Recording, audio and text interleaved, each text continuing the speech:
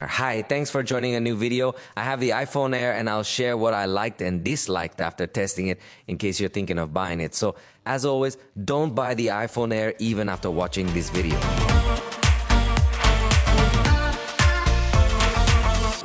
Let's consider its launch price, which has been 25,999 pesos. That is to say that it is a device that in price competes against other iPhones that have more stuff but are less slim, and that makes it definitely lose a lot of features. But let's start with what I liked the most. It's obvious that its ultra slim design catches the eye. When you hold it, you immediately notice that there's something strange here. It's a super thin device, but obviously to be so thin it makes too many sacrifices. But before we go to the sacrifices, I'll tell you that it integrates the same front camera as all of Apple's high-end series. So it has a very good front camera, especially talking about the width. Those will be its main strengths. Even though this front camera is included in the iPhone 17, it leaves the device with hardly any reasons to compete against its own siblings. Now, let's move on to what I didn't like. To begin with, it comes with mono audio, which means that the sound won't spread widely to the left and right. Instead, it will only come through the earpiece for calls.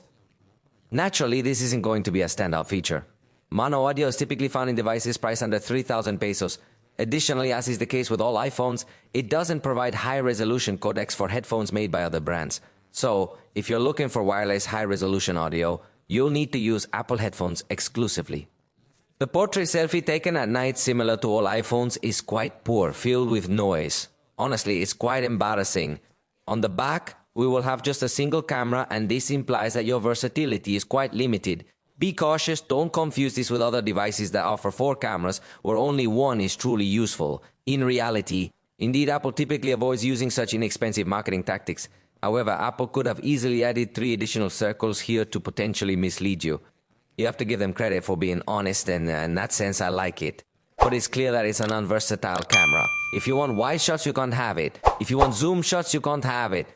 It's a very simple camera that also has some other limitations. For example, the fast camera mode only records in full HD and not K. It doesn't have the cinema recording mode that is built into Pro devices and even the basic iPhone 17. It also doesn't record in 4K at 120 frames per second, which is necessary for those cinematic shots you could get with competitors. Additionally, the front camera at night doesn't record very well either, and it only comes with USB 2.0. This means it's a low-speed connector typically found in cheaper devices. Moreover, it's common knowledge that the iPhone doesn't support many background app capabilities while you're using other apps, making it feel like a bit of a monkey's errand.